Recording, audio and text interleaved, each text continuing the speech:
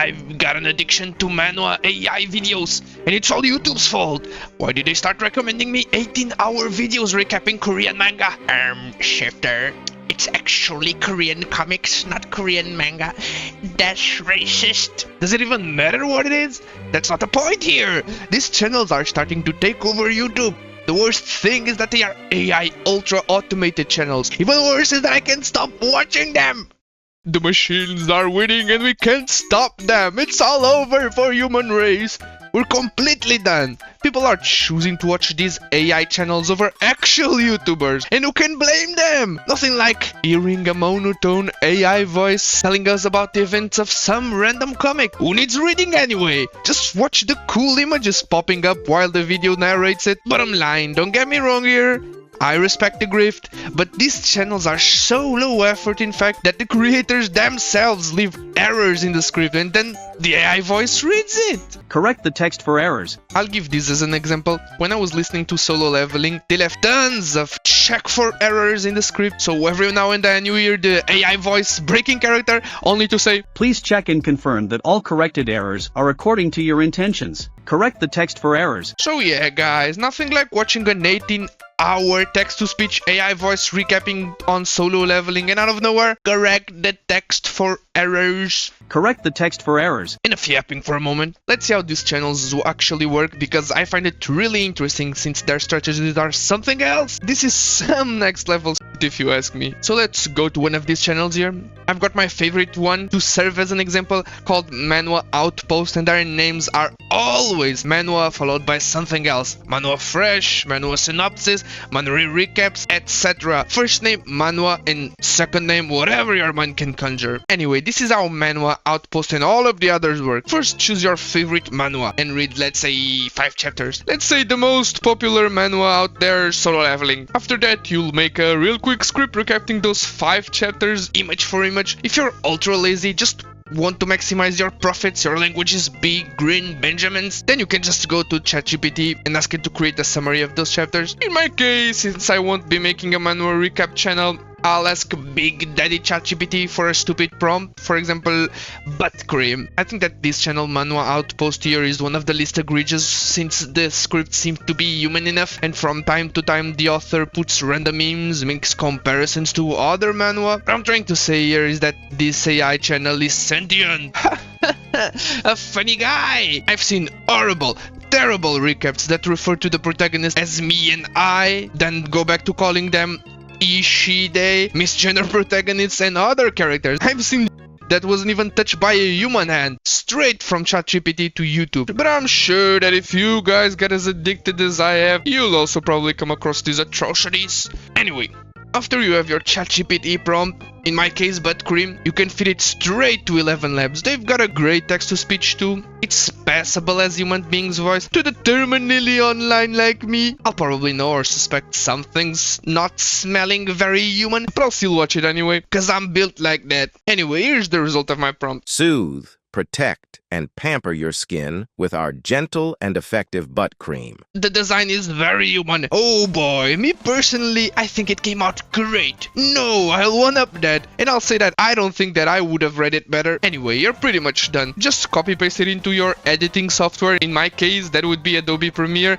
and that's it. You've got yourself a Manhwa recap video. But that's not all. We're far from over, baby. If that was it, then these Manhwa channels would be just like any other ordinary AI channel. The magic of this YouTube channel starts happening when you start adding parts to your already existing releases. You might have already noticed that these videos are all over 40 minutes, 1.5 hours, 4 hours, some even go as far as 18 hours, almost as a full day for a single video. Since we're already using Manhwa Outpost as an example, let's dig a little deeper, find out the reason behind these literal day-long videos. For example, let's search for this one in the homepage and look for similar ones in the search tab. And wait, watch this! Chapter 1 2. then chapter 1 through 8, then chapter 1 to 57, you get it, so on and so forth. And that's the magic behind these channels. While regular YouTube channels with normal people make video series with new content trying to make it as short and as entertaining as possible,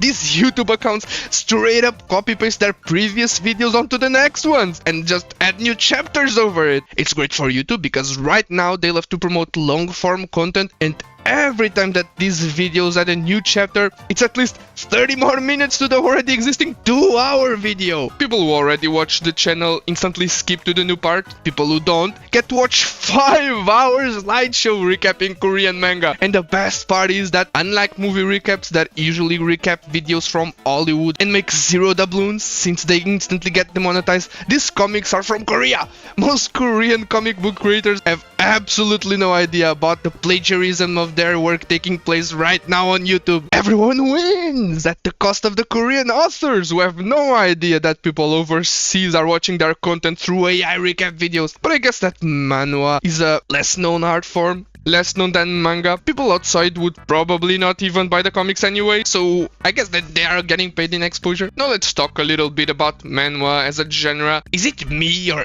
every manhwa out there, if not most, is a copy-paste of Solo Leveling? Well, I say Solo Leveling because that's the most popular out there, but they all seem to follow this order that makes it seem like all manhwa is the same, but with different protagonists. Maybe they found a perfect formula to maximize attention span, or they found the best plot ever, I don't know. The thing is that the plotline is almost always, if not always, the same. So first off, the protagonist is really weak. Someone makes him eat coke with Mentos, so the protagonist gets end screened. 2.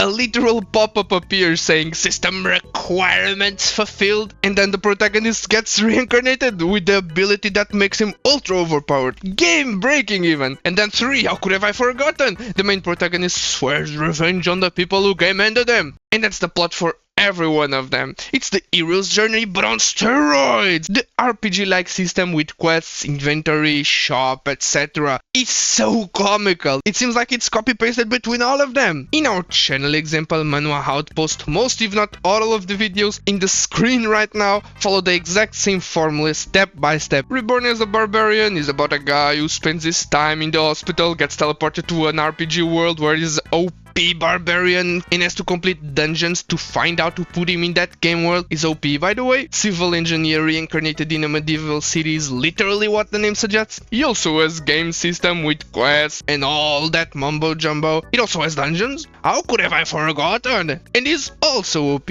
He found a legendary dark artifact in 6 Revenge is about the dungeon explorer who found an artifact. The people made him wear the artifact and he got oofed. Except he didn't! The artifact merged with him, gave him a game system, and he now seeks revenge on the people who made him breathe underwater. Oh, how could have I forgot?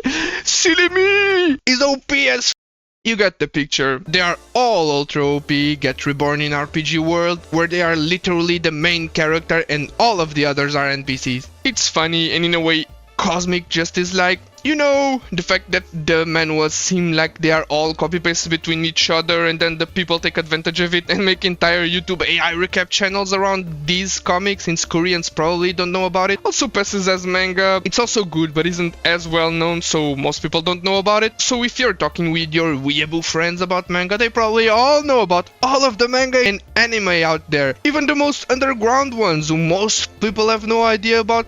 Your friends know it. But if you're talking with your weeaboo friends about manga and start talking about manhwa, chances are that they have never heard about any of these super good manhwas, aside from maybe Solo Leveling, cause that's manga status. It's got an anime. That's how mainstream it's gotten. So if you want to flex your weeaboo friends and want to show how better of a person you are than them, I mean, you're clearly already a man or woman of culture just by watching, liking and subscribing to the Shifter channel.